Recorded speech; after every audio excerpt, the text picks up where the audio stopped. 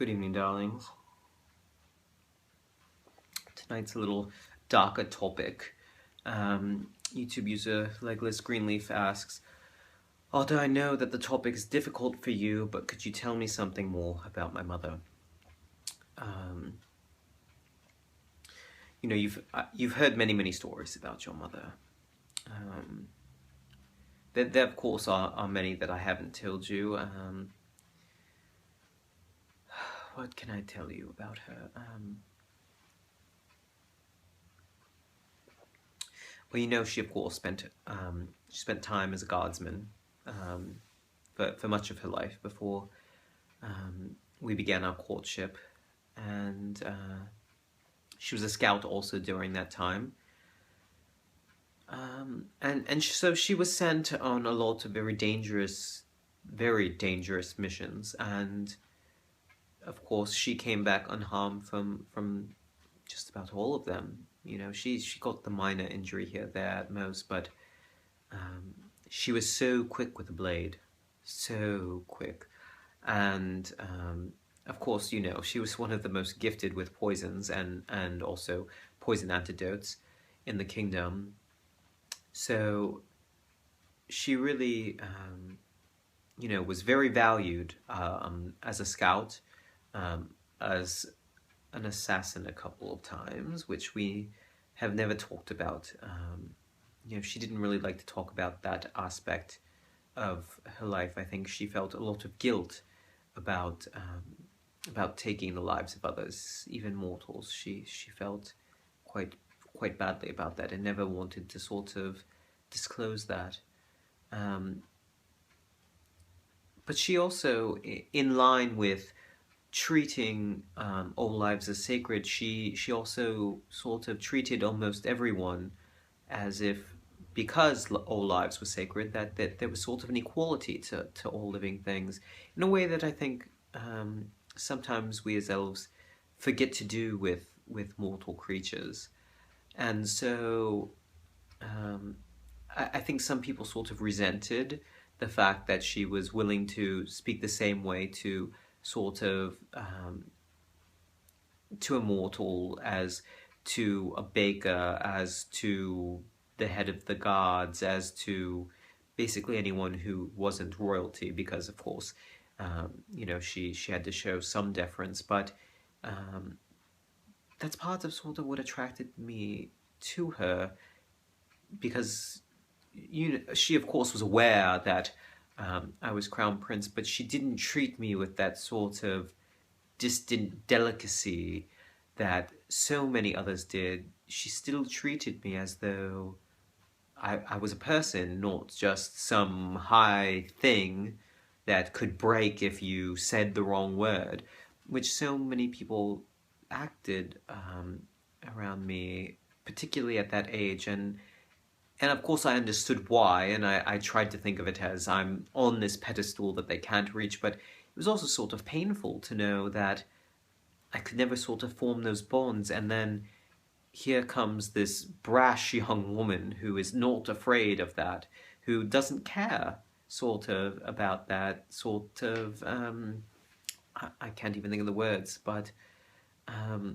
you know, when she decided to speak with you, it felt like a star had fallen from the sky and decided that you were worthy of something. It really just, you felt special. The way she talked to anyone, it felt like there was,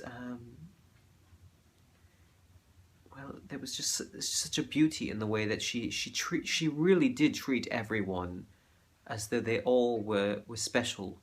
That the Valar had made everyone perfect just as they were, and that no one should sort of be afraid of being who they are in their heart, and there was something so beautiful about that. And although her words were sometimes a little bit more sort of blunt than, you know, was polite in society, you could tell that there was no real harm behind it. So more traditional older elves did have some issue with that, and my own father was very hesitant as a result. But um, once they sort of got to see where that came from, there was no doubt that it was because her heart was just so large. And she had this laugh, even if it was just sort of a small chuckle, you couldn't help but laugh. Even if I was trying my hardest, just to hear her, the sort of sound of her voice just made me always smile. No matter how foul a mood I was in, no matter how terrible something was, she could just turn to me, whisper something in my ear, and it was like nothing was ever wrong. It really, it was really just, sorry, I had to stop recording for a moment there.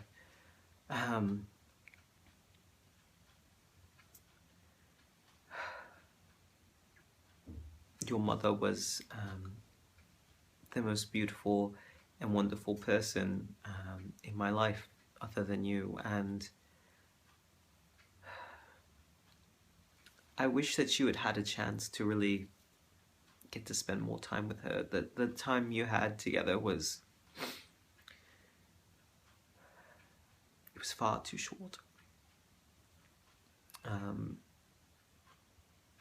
And I think part of why perhaps I haven't been as good a father to you as you deserve is because my heart still is broken.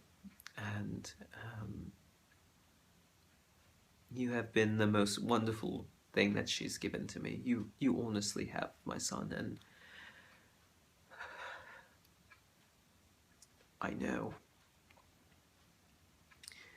that a part of her can still live on in this world because you're here.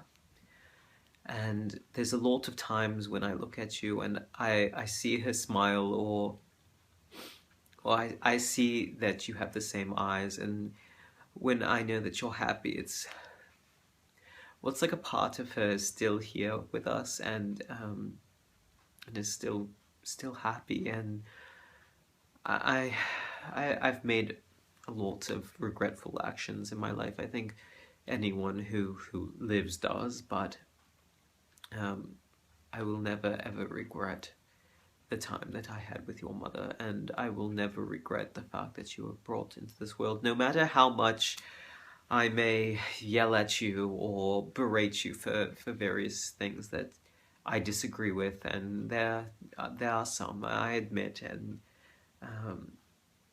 sometimes, because I love you so much, my dear boy, I don't want to let go in a way that is not appropriate considering your age. I understand that, but you're all I have left of her, and you're all I have left of this family, and I just love you very, very much, my dear boy. I really do. So I'm sorry that I don't talk much about your mother. It just, remembering it, although it's very happy at times, it's also incredibly painful. And my heart breaks a little bit every time I think of her. And there were times where even to look at you, my heart broke a little bit. Which was never, it's never been fair for you. You really did deserve better. You deserve to have her in your life, and I wish that our places had been reversed so that you could have had your mother in your life. I really think that she would have been far better at this than I would have. But perhaps you would have spent a little bit too much time running around barefoot in the woods, but I feel like she really was the better part of me. And so I'm sorry that you ended up losing that before you had a full chance to have both of us. So Um, I have to go again, but thank you for asking, son.